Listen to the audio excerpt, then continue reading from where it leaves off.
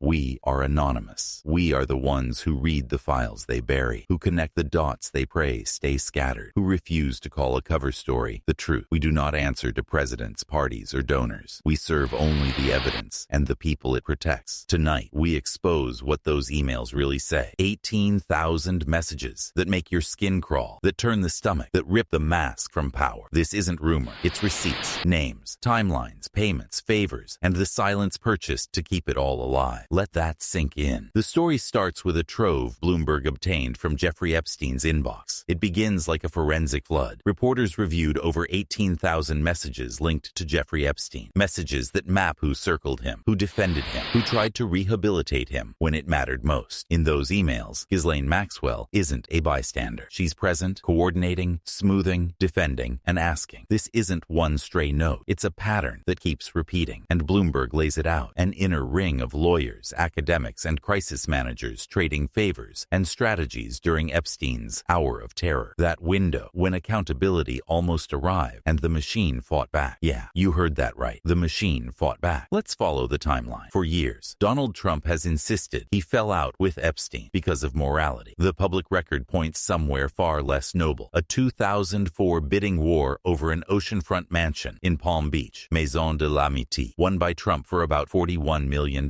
Local reporting and national timelines agree that real estate fight was the rupture, not conscience, not outrage, a property. Let that sink in. If you're still told the split was about ethics, look at the dates, the filings, the coverage. The numbers don't lie, even when powerful people do. What do the emails add? Texture, proximity, intent. The choreography around a disgraced financier whose influence endured. Bloomberg's reporting describes Maxwell's continuing involvement and the way elite helpers, law firms, PR specialists, gatekeepers kept the gears turning. The tone is chilling because it's procedural. Calendars, introductions, strategizing. The dry language of maintenance around something that should have been radioactive. You can feel your blood boil because it reads like logistics, not conscience. That wasn't distancing. That was management. That wasn't repentance. That was reputation control. And it gets worse. Picture this. A crisis erupts. Instead of a firewall of decency, you see inboxes light up with routes to minimize damage, to massage coverage, to keep the circle intact. Bloomberg details the who and the how across that 18,000 message cache. If you think that's just gossip, ask why the participants kept writing, meeting, arranging. Ask why the language is so careful. Ask why the same names keep reappearing at the moments when the truth begins to surface. Still think this is a coincidence? Think about that. Now, the Palm Beach pivot. Public outlets have reconstructed the Trump-Epstein break as a real estate rivalry, not a moral stand. PBS summarized what the record shows. Trump outbid Epstein at a bankruptcy auction. Animosity followed. Vanity Fair reported the same basic arc years earlier. The point is simple. If the split wasn't about protecting victims, then the "I walked away because of him" story isn't confession. It's camouflage. That wasn't a line in the sand. That was a line on a property map. Let that sink in. So what? Here's what. Proximity and silence matter when harm is public knowledge. Epstein's 2008 conviction is not a rumor. It's a record. After that, anyone with a platform had a choice. Distance loudly, help investigators, refuse rehabilitation spin, or keep the relationships warm, keep the door open, keep the access alive. The emails, according to Bloomberg's investigation, showed just how many chose management over moral clarity. When you see it laid out, breath by breath, inbox by inbox, it makes your stomach turn. This wasn't one bad night. This was a system. Quotes matter. Receipts matter. When public figures later claim they barely knew Epstein, the historical images, flight logs, party footage, and old interviews complicate those claims. Vanity Fair called it years ago. The falling out narrative tracks back to real estate, not outrage over victims. And that's the confession reframe. That wasn't ethics. That was economics. That wasn't leadership. That was a meltdown disguised as a memoir line. You really believe it was about protecting the innocent? Show us the contemporaneous actions that prove it. Where are the open calls for disclosures? Where are the letters demanding releases? Still think that excuse holds. And it gets worse. The new reporting doesn't just show individuals. It shows architecture, donors who paid, lawyers who buried, PR flacks who spun, and cultural institutions that looked away. Bloomberg's features emphasize how many continued to engage during the exact window when decency demanded a clean break. Shocking, not surprising. That's the only honest way to describe the feeling when you see the scale. Because once a machine like this is built, it keeps pulling people in, promising them that silence evidence is safer than truth. Your heart pounds because you recognize the blueprint from other scandals. Same gears, new faces. Let's address the deflection you will hear next. It's all partisan. No, evidence is not partisan. Timelines, auction records, and property filings are not partisan. PBS and the Palm Beach Post are not niche rumor mills. Independent verification across mainstream outlets is the standard, and it's met here. If someone wants to argue otherwise, they can bring emails, sworn statements, and dated documents, because that's what Bloomberg and others put on the table. Until then, we go with what's sourced. We go with what's verifiable. We go with what the cash and the records actually show. What about the Justice Department? Be careful with convenient stories. Claims that a single official pulled prosecutors off the case have circulated online for years. Credible fact-checking has knocked down some of the most viral versions. You deserve clarity, not recycled speculation. If there's proof, cite it. If there isn't, say so. According to factcheck.org and other outlets, specific viral claims about Bill Barr physically intervening at the jail were baseless. That's how we keep this righteous anger honest, by refusing to launder rumors as fact. So here's the story you can stand on. Bloomberg reviewed approximately 18,000 emails linked to Epstein, showing Maxwell's ongoing role and a network that rallied to manage the fallout. Let that sink in. The Trump-Epstein break aligns with a $41 million Palm Beach auction fight, not a moral epiphany. Yeah, you heard that right. The pattern isn't one villain. It's a machine of helpers, apologists, and enablers running logistics in plain text. Your stomach turns because it's all so ordinary. This wasn't one person. This wasn't an accident. It was a machine, carefully built, beautifully disguised, ruthlessly efficient, and it's still running. The emails show how influence doesn't die when truth surfaces. It gets managed. There were donors who funded access, lawyers who papered over the past, PR specialists who crafted the next interview, and institutions that traded integrity for proximity. Some recruited, others looked away. Together they created a conveyor belt of excuses. That wasn't miscommunication. That was architecture. After Bloomberg's reporting, connecting the dots became disturbingly easy. Names recur, strategies repeat, the same comfort language resurfaces. Misunderstanding, old news, taken out of context. Shocking, not surprising, because when accountability approaches, the old guard reaches for the same playbook. Credibility laundering through elite platforms, selective leaks to reshape the narrative, and reputational cross-subsidy. If X vouches for him, how bad can it be? It's a choreography as old as power. Now, the contrast test. If archives can open elsewhere, if even storied institutions can release uncomfortable files, why can't the people and offices connected to this story do the same? Why do emails surface through journalism first, instead of proactive public disclosure by those who profess law and order? The answer is simple and sickening. Truth is dangerous to them. When transparency threatens status, the machine tightens bolts and tells the public to move along. Let that sink in. They will say, "We didn't know," but timelines say otherwise. They will say, "We cut ties for moral reasons." Property records suggest a different motive. They will say, "This is politicized." Multiple mainstream outlets with rigorous standards say these are the receipts, this is the correspondence, this is the context. And the closer you look, the more the pattern clarifies. Institutional design to protect the powerful from consequence. That's the empire of lies. Subtle, procedural, and always allergic to light. They're done waiting. The survivors are done asking nicely, done hoping gatekeepers find courage on a convenient schedule. They've started archiving, mirroring, timestamping. They keep every receipt because they learned the hard way what vanishes when no one is watching. They don't need pity. They need action. The kind that forces files into daylight and puts process ahead of proximity. You can feel your heart pounding because this is where the story stops being theirs and becomes ours. And something is shifting. People who once shrugged are reading the emails. They're seeing the rival explanations crack under dates and numbers. The mask is slipping. The game is exposed. Once you see the pattern, you cannot unsee it. That's the real terror for the people who benefited. Not a headline, but a public that finally understands how the machine works and refuses to feed it. Our position is simple. We are anonymous. We have no kings, no sponsors, no handlers. We have only truth, only memory, only light. We speak when others whisper. We act when others hide. We don't need access to tell the truth. We need courage to say it out loud and discipline to cite what we claim. This isn't about a party. It's about principle. If emails and records implicate Democrats, release them. If they implicate Republicans, release them. If they implicate billionaires, princes, trustees, consultants, release them. Truth doesn't belong to a faction. It belongs to the people who live with the consequences abuses of elite secrecy. If the Vatican can open archives, if governments can declassify files, if corporate boards can publish audits, then the orbit around Epstein can produce full correspondence logs, custodial chains, and conflict of interest disclosures. Stop telling us it's complicated. Start proving it's accountable. The stakes are personal. Every sealed page is a message you don't deserve to know. Every released page is justice breaking through. Every disclosure is an act of rebellion against a culture that thinks truth is a private asset. It isn't. It's public property. So here's what happens next. Congress and relevant state authorities subpoena and publish complete, properly redacted communications tied to the Epstein network, including correspondence referenced in the Bloomberg cache. Release custody and provenance notes so the public can verify. Law enforcement and oversight bodies publish status memos on prior investigative steps, conflict screens, and recusal decisions dating to the 2004-2009 period and beyond. Political figures who claimed a moral break release contemporaneous letters, emails, and witness statements proving those claims. If it was real estate, say so plainly and stop rewriting history. Media organizations named in the cache disclose any off-the-record arrangements or reputation repair efforts contemporaneous with the hour of terror. And you can share this. You can archive what vanishes. You can call your representatives and demand hearings with documents on the record. You can refuse to forget when the next distraction arrives. You can insist on the boring, relentless work of transparency that actually changes things. Enough. We are anonymous. While they hide, we reveal. While they erase, we remember. While they protect the powerful, we protect the truth. We stand with the survivors. We demand transparency, accountability, and light. We do not forget. We do not forgive. Expect us.